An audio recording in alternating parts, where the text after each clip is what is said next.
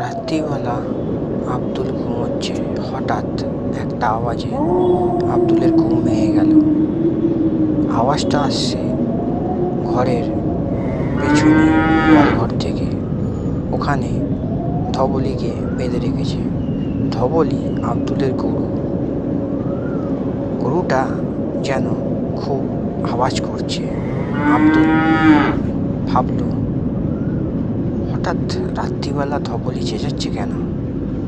গিয়ে দেখি তো কিছু হলো নাকি। দরজা খুলে বাইরে গিয়ে দেখল ধবলি গোয়ালঘরে নেই, কোথায় যেন চলে গেছে। কিছুটা দূরে গিয়ে দেখল, না, কোথাও তো কিচ্ছু নেই। চারিদিকে অন্ধকার, হাঁকা করছে। দুপাশে ধান ক্ষেত দিয়ে হাঁটতে হাঁটতে কিছুটা দূরে গিয়ে দেখল রক্ত পড়ে রয়েছে। রক্ত রক্ত এলো কোত্থেকে? আরও কিছুটা দূরে গিয়ে দেখল কিছু হাড়গোড় পড়ে রয়েছে। তারপর দেখল ধবলির মাথাটা পড়ে রয়েছে, কিন্তু তার দেহটা নেই। আব্দুল একটু ভয় পেল। এ কি দেখছি? সঙ্গে সঙ্গে দৌড়ে গিয়ে গ্রামের সবাইকে খবর দিল। প্রথমে খবর দিল মোড়ল কাকাকে। ও মোড়ল কাকা, মোড়ল কাকা, দরজা খোলো। মোড়ল কাকা বলল, কে এত রাতে? আরে আমি আব্দুল। আব্দুল, এত রাতে কি হয়েছে? আরে শোনো না, তাড়াতাড়ি দরজা খোলো। দরজা খুলে মোড়ল কাকাকে সব জানালো। কি বলছিস কি? কোথায় হয়েছে? ওই ধান খেতে, চলো তাড়াতাড়ি চলো।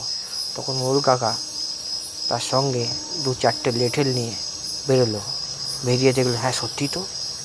তাহলে কি গ্রামে কোনো বাঘ ঢুকেছে? আর সেই বাঘই ধবলিকে খেয়েছে? না না না না, এক্ষুনি গোটা গ্রামের মধ্যে ঢেড়া পিটিয়ে দিতে হবে যে গ্রামের মধ্যে বাঘ ঢুকেছে। সকলেই চিন্তিত, ভয় আতঙ্কিত। গ্রামে বাঘ ঢুকেছে? এলো কোথা থেকে? ওই পেছনে তালদিঘির জঙ্গল থেকে নিশ্চয়ই।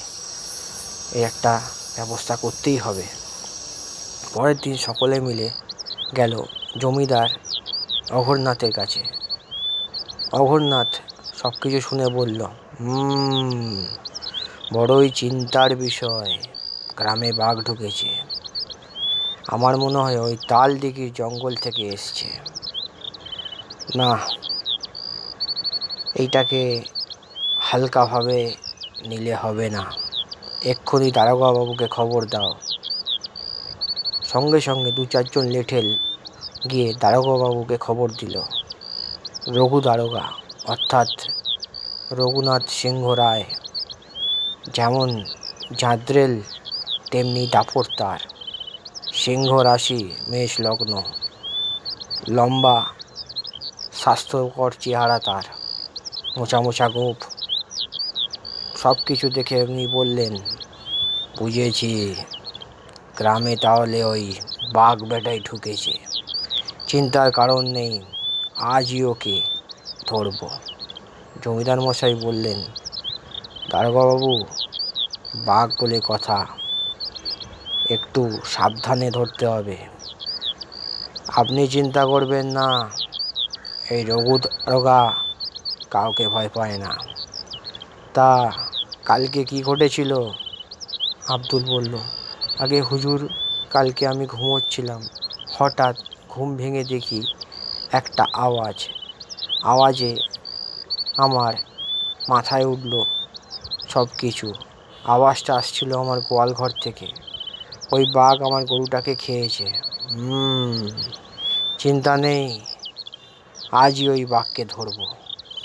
মোড়ল মশাই বলল, তাহলে সবাইকে প্রস্তুতি নিতে বলি। দাঁড়াও, অত সহজে কি ও ধরা পড়বে? ওর জন্য ফাঁদ পাততে হবে। ফাঁদ পাতা হলো।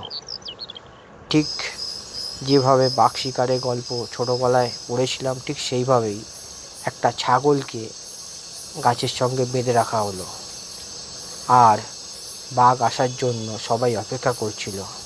গাছের আড়ালে লুকিয়েছিল দারোগা মশাই। আর আমি, আব্দুল আর আরও অনেক লোক এমনকি জমিদার মশাইও লুকিয়েছিলেন।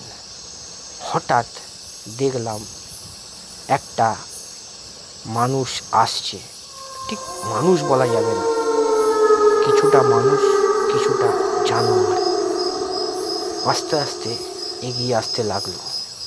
আমরা ভালো করে দেখলাম সবাই। রঘু দারোগা তো চমকে উঠল, এ কি দেখছি, এ কি মানুষ? ভালো করে দেখলাম, না, এ মানুষ নয়, জানোয়ার। মাথাটা জানোয়ারের, শরীরটা মানুষের। হঠাৎ ছাগলটার উপর ঝাঁপিয়ে পড়ল, তারপর তাকে নির্মমভাবে কামড়ে হিজড়ে টেনে খেতে লাগলো। ওই দৃশ্য দেখে আমাদের মাথায় যেন বাজ ভেঙে পড়ল। এ কাকে দেখছি? এ তো একটা শয়তান, না মানুষ না জানোয়ার। সঙ্গে সঙ্গে রঘু দারোগা বলল, এক্ষুনি ওর ওপর জাল ফেলে দাও। সঙ্গে সঙ্গে ওর ওপর জাল ফেলে দেওয়া হলো। তারপর প্রাণীটা প্রাণপণ বাঁচার জন্য জাল ছিঁড়তে লাগলো, ছিঁড়েও ফেলেছিল। তারপর হামলা করতে লাগলো গ্রামবাসীর ওপর। সঙ্গে সঙ্গে সবাই মিলে মশাল জেলে ওর সামনে এগিয়ে যেতে ও ভীত হয়ে গেল। সবাই মিলে ওকে দড়ি দিয়ে বাঁধলো গাছের সঙ্গে। তারপর জমিদার মশাই বলল, এক্ষুনি এক্ষুনি এই জানোয়ারটাকে পুড়িয়ে মারা হোক, আমি নির্দেশ দিচ্ছি। রঘু দারোগা বলল, হ্যাঁ, একে বাঁচিয়ে রাখা মানে গোটা গ্রামের ওপর একটা বিপদ, এক্ষুনি একে পুড়িয়ে মারা হোক। সঙ্গে সঙ্গে ওকে পুড়িয়ে মারা হলো। বন দপ্তর থেকে লোকেরা এসেছিল, কিন্তু তারাও বলল, না, একে বলে যদি ছেড়ে দেওয়া হয় তাহলে না জানি আরও কত কী বিপদ আসবে মানুষের। এই জানোয়ার তো এর আগে আমরা দেখিনি, পুড়িয়ে ফেলা হোক একে। সঙ্গে সঙ্গে সবাই মিলে আগুন জ্বালিয়ে ওর গায়ে ছুঁড়ে মারল, আর সঙ্গে সঙ্গে জানোয়ারটা পুড়ে ছাই হয়ে গেল, গাছের সঙ্গে পুড়ে একদম মিশে গেল। এই ঘটনার প্রায় 2-3 বছর কেটে গেছে। আজও ওই গ্রামের ওই জানোয়ারের আতঙ্কে মানুষ রাত্রিবেলা ঘুমোতে পারে না। সেই দৃশ্যের কথা ভাবলে আজও যেন তাদের গা শিউরে ওঠে।